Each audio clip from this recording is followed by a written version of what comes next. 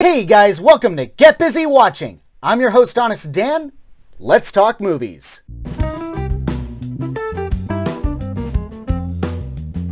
I'm pretty sure I was like everyone else when this trailer first came out. I thought it was going to be a mind trip, it was going to tackle racism in some way, shape, or form, and it was starring the increasingly popular and mega talented Janelle Monáe. For my part, there was enough reason to get invested in this project. But then the pandemic hit, and then I didn't hear hide or hair from it. Sure as hell knew that Wonder Woman and James Bond were getting pushed back, a slew of other films were going to VOD, but this one stayed under my radar when all this insanity started. But to my surprise, just this past week in fact, ANTEBELLUM was released on VOD. I didn't even know about it. Granted, this is probably my fault because it's kind of hard for me to keep up with what the film industry wants to do with itself. But it's out now. I wanted to make time to see it. But then my enthusiasm kind of dwindled when I saw this. God damn it. This is my honest opinion of ANTEBELLUM.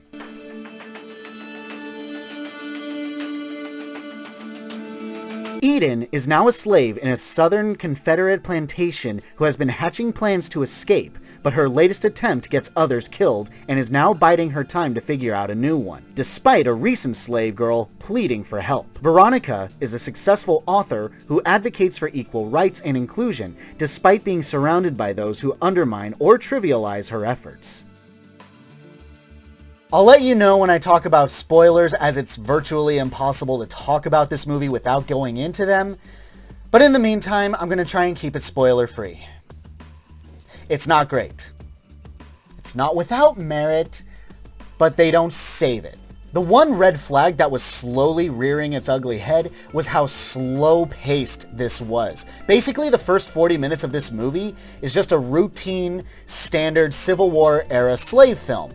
Here's the girl that we're going to follow, and we just basically watch a ton of awful shit happen to her at the hands of awful, shitty Southern white men. I guess this wouldn't necessarily be a bad thing if Eden was given any personality that the audience can latch on to, but really she spends all her screen time getting beaten or treated like garbage. The same going for the other black characters. It's just shock value with no real substance to it. I can only watch a racist white man be a racist white man victimizing black people for so long before I start getting desensitized to it. And lo and behold, I got desensitized. Sure, there is a small mystery to it, like why is Julia talking to Eden like she knows her? But the movie doesn't really see fit to drop kernels of knowledge to kind of give you a sense of where the direction's going. But get a neck brace ready because you are in for a serious case of whiplash. At around that aforementioned 40-minute mark, we randomly get thrust into the modern day following Veronica, who looks exactly like Eden. What? Don't worry, if you're confused, I was too. But fine, rolling with it, let's give the producer of Us and Get Out the benefit of the doubt and see what he does with this razor-sharp turn. Veronica is not that much different from Eden, at least in terms of character development. She's confident, she's composed in the face of passive-aggressive racism, but stands her ground when it comes to her beliefs. The thing is that considering the current climate in our country, I'd say that's kind of standard. I'm going to take a minute and actually throw a couple of compliments this movie's way. The performances are quite good. Despite Monáe playing a pretty routine character, she brings just the right amount of charm and likability to the role to prevent me from getting bored. Truly, she deserves to be a leading lady, and here's hoping that she gets bigger and or better roles in the future. The same goes for Jenna Malone, whom I personally adore. She knows how to pick those offbeat projects that know how to showcase her talents. If you have a strong stomach, I highly recommend checking out Neon Demon. That's far and away my favorite movie that she's ever done. No exception here. She's fantastic. Elizabeth is your basic, not-so-subtle racist, but that smirk of hers, those soul-shredding eyes, that thick southern twang. Yeah, it's enough to make your skin crawl, and I loved it. But then we actually have to get back to the movie itself. And what is it but Veronica, a black woman, surrounded by a bunch of dickweeds? Even when we're given a break from that and she's with her family and friends, that stuff drags on for way too long. We get scenes about what Veronica's job is. We get scenes with her chatting with her friends. By the way, Dawn, played by Gabby Sidibe, is a bitch. Sidibe, I have no doubt, is an absolute darling in real life. But Dawn is the definition of a Karen. I would have let the whole criticizing a man's game after he tries to buy her a drink only to shoot him down in a brutal way slide, were it not followed by the scene that she made by yelling at the hostess of a restaurant over the table that she deemed unacceptable for reasons that she absolutely does not go into, and demands another table. Okay, mini rant here. If you ever treat minimum wage employees like garbage, then you are a garbage person. You are a Karen. And if you're one of those people who thinks that Karen is a slur, good. It should be. But make no mistake, it does not matter if you are black, if you are white, older, younger, male, or female, you are a Karen. If you treat minimum wage employees who are just doing their jobs like trash, you are a Karen. Fuck you. Anyway, back to the movie. Once again, the movie drags like molasses. All we do is establish that these women are strong, that they're confident. Basically, it doesn't get back on track until the 1 hour, 10-minute mark. So if you've been doing math lately, this part of the movie, the second act, is 30 minutes long. And there's 30 minutes left. Okay, here we go. Spoilers ahead. You've been warned. Please don't say I didn't warn you. Jump to this time code if you want to avoid them.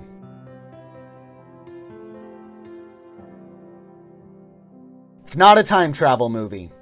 It's revealed that Eden and Veronica are the exact same person. She was kidnapped and forced into the middle of nowhere, in the middle of what can accurately be described as a cult of reenactors living the Civil War era of slavery and forcing black people to be slaves.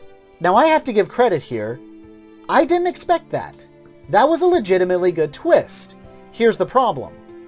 It's a good twist that's in a movie that is not worthy of it. It's basically the Sixth Sense twist. The entire movie exists just so that twist can happen, sometimes ignoring its own rules along the way. Now, of course, this movie is more guilty of entire movie exists to justify the twist, not so much ignoring or breaking the rules that it establishes. In fact, if you look at it purely from a structural standpoint, it does its job, it works, it makes sense. What doesn't work is that first act. The writing is deliberately trying to be vague and mysterious, and it's painfully obvious in retrospect. If these characters were to talk and communicate like normal people, "Hey, you're that author lady that spoke in Vegas. What's going on here? Where are we? I was at a club with my friends and then I got kidnapped," or something to that effect, then the hook of this story would be 100% diluted and damn near pointless. Should that have happened, the story would have had to restructure itself in a way that would make it more about escaping from these crazy assholes rather than the build-up to the twist itself. And honestly, if you really think about it, it wastes so much time getting to that point. But if the story was going to be just about a slave escaping, then there would be no need for the modern aesthetic. Just make it an authentic Civil War era film. I get that it's trying to say something, very similar to BlacKkKlansman, which was doing the whole, look how much nothing has changed, the fight continues on kind of narrative, but somehow worse and in a less impactful way.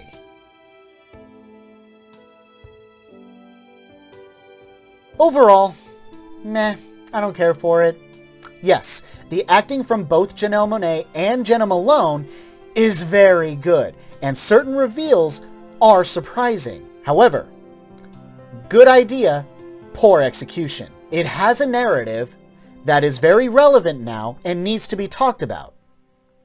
I just wish that what was said was smarter and more provocative. My honest rating for Antebellum, a weak 3 out of 5. Thanks so much for watching, you guys. I really appreciate it. Have a great day. Stay safe and healthy out there. Please wear a mask if you go out. Hope to see you soon.